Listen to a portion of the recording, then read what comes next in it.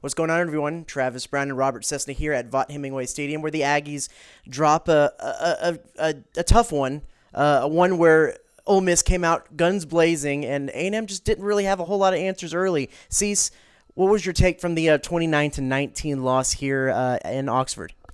You hit on it, Travis. Right off the bat, I'm thinking, man, Ole Miss shut up, ready to play. And you hear that a lot of time, and I understand it's that they don't know, the other team's playing so well, the other team looks like they're not prepared. And it's just that Ole Miss came out ready. Then as the third quarter unfolded, I said, A&M got a great chance to win this game. They're going to win this game. And then you're going to say, wow, you learned so much. You don't play for a half. But then it turned. I thought they just didn't get enough done in the third quarter. They should have taken the lead in that quarter. And then Ole Miss rose up. They got the emotion back, the 2 interceptions, and the bottom line is A&M just wasn't good enough. Yeah, Ole Miss comes out, puts up 408 yards of total offense in the first half. It's hard for us to go back and see like first half stats, but just for comparison, LSU 2019, they was only about 350. LSU 2017 about 350. The only one that came close, do you know off the top of your head, the only one that came close in recent years to 408 yards in the first half? Man, no, I don't. Okay, Wake Forest Belk Bowl. Remember when Nick Starkel was thrown around? There was 406 yards in the first half, but it was like a total of 600 and something yards, Wake Forest. So that's kind of, by comparison, what we were looking at here, just astronomical numbers there in the first half. So when you look at the way they were moving the ball, I know they were going to move a tempo. Were you expecting this kind of tempo? And how do you think the defense, what was the part of it that really made them struggle so much in that first half? Okay, coming in, we all looked up. They run a play every 20.9 seconds. So A&M knew that was coming. And I felt they would be ready for that. I think, and of course, Jimbo, that I didn't get a chance to go down, deadlines, whatever. I was amazed at how Ole Miss ran the ball early between the tackles at times for yards, skirted the ends quickly, just handed the ball off and went on the zone read. I was surprised they did that like 8, 9, or 10 times. It wasn't all gadget running plays. I thought without their best offensive lineman, they ran right at A&M a lot of times in the first half. And that shocked me because they didn't run at him in the second half. It looked like DeMarvin Leal, someone lit him up because he got so mad they weren't going to run in the middle. I couldn't believe they got any yards when you got Peavy in there and you got Leal in there, and you bring so many other guys and McKinley Jackson. I'm surprised they got that. So once again, I thought for the whole game, when it's all said and done, Ole Miss was more physical than A&M, and that really surprised me. And it does emphasize, at least from my perspective, when you look at what Mike Elko is able to do, how much of his success involves showing things and not showing things and moving guys around and also having specialized packages like on third. He wasn't able to do any of that stuff. It was simply line up and make the tackle, and a lot of those little hallmarks of Mike Elko's play calling just weren't available in a game like this. Yeah, and if there's so many things, if you just gave me Matt Corral's stats coming in this game, and we don't have the stat package because they didn't print one out down here. I think he was like 23 of 29 or whatever for like 237, which I thought was real pedestrian numbers for him. It's not like he played bad, but if you'd have told me that and he had like 1 or 2 touchdowns, I'd have said A&M was going to win by a touchdown or 2. Once again, there's a lot of strange things about this game because this game, I wrote my column, I kind of thought, and I think some Aggie fans will agree with me on this, I thought it went the way I thought it would, but only flipped. A&M would be the team running the ball. A&M would be the defense that put the finishing touches on it. A&M would get after the defense that Ole Miss might only score one score or 10 points in the first half. It, once again, is a lot of things. Every week's a different season in the SEC, it seems. This was A&M's first big road game. Let's be honest. South Carolina was nothing. I mean, this was the first true road. And I think, some of the underclassmen didn't show up for that first 30 minutes. I thought it was interesting. You looked at warm-up. Some of the younger guys were on the bench kind of huddled up trying to keep warm because this is the first time that they've really played in a really cold environment this year, too, because it was pretty chilly down there. So second half, A&M is coming. They're able to come back. The offense is clicking a little bit more. Ole Miss on offense, you can talk about what the defense did to make an adjustment. They slowed down their tempo a lot in the second half, which let A&M catch their breath, kind of scheme a little bit more, and get a little bit more penetration. Are you surprised at all, though? They're trailing by 2. It kind of seemed akin to the Arkansas game.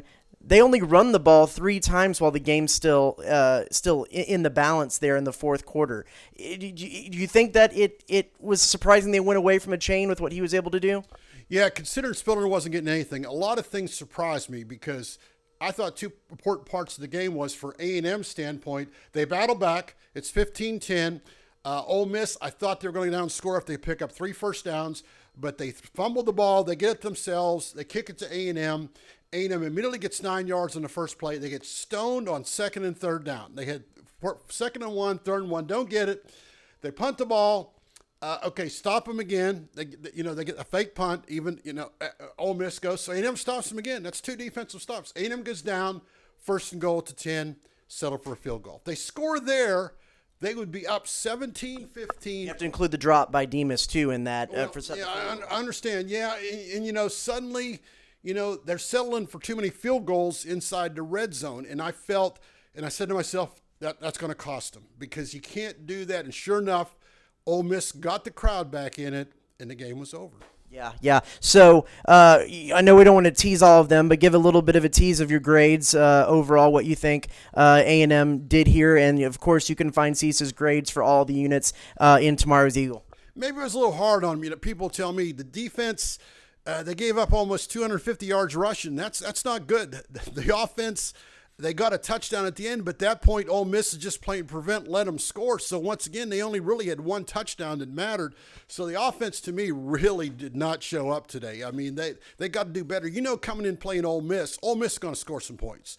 I don't care how good A&M's defense is going to play. You figure Ole Miss is going to score at least 22 to 30 points. A&M's offense didn't make it. And, I thought this was the worst offensive performance of the year, considering what was at stake in the team you're playing. Yeah, and a lot to be made of this game with the coaching matchup. I thought that it was an interesting one from Elko's perspective, and I'll get your take on that. But also, Lane Kiffin comes out great first half. Great scheme, get that tempo going, did exactly what he said they were going to do on College Game Day this morning. But then second half, gave A&M some chances with a few of those fourth down, going for it from fourth down. The fake field goal, that was a time where it could have turned easily. And I believe that was the series before they kicked that field goal to come within 2 points, if I'm not mistaken, right in that time frame. What'd you think of the coaching matchup, the chess game?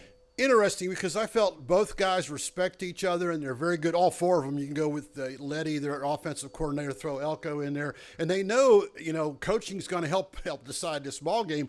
And I thought Kiffin came out ablaze, but I thought he almost cost his team by not. He is a great field goal kicker. The guy came in like 11 of 15. Take the 3 points, because I think if it's 21-0 at halftime, I don't think A&M can come back. I mean, with the way they played the first half, so I think Kiffin came out ablazing. Busted through the door, but then he left the crack open. He left the door open. But once again, this is a top 15 matchup. That's why you see that. Somebody's got to win. Somebody's got to get the bouquet, so to speak, and someone get kicked in the butt. Ole Miss gets the bouquet. A&M gets kicked in the butt. So, you can say, well, they almost won. Overall, you got to give a C. You didn't get the job done. If you want to be a playoff team, a championship team, you got to come here and win this game. We'll close it with this. I know there's a lot of implications with this loss. There's probably no shot that they can make it to that SEC title game anymore. Probably not a very good shot that they're going to make it to New Year's Six Bowl anymore. I put in my 3 takes that if they went out, there's still a good chance you could go Capital One, you could go Citrus, it could be Florida bound. What do you think? Where does this leave A&M as far as their postseason goals and aspirations? Once again, I touched on it. College football seasons every week. A&M was flying high since they beat Alabama, and rightfully so.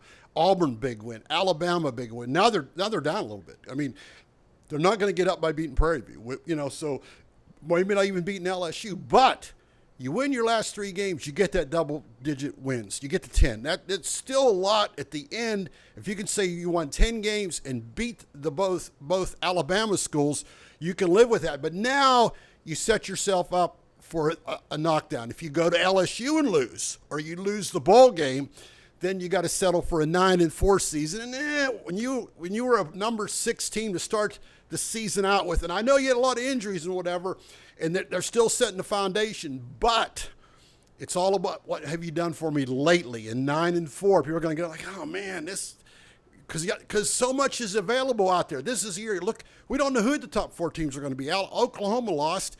4 are going to stay intact this week, but this was a year that somebody X can go in and not win it, but at least be 2 or 3 or 4. Exactly. Well, thanks so much for watching. We'll be back with more coming up this week. Be sure to check all the recaps and videos from today on theeagle.com or pick up a copy of The Eagle tomorrow, and we'll talk to you again next week.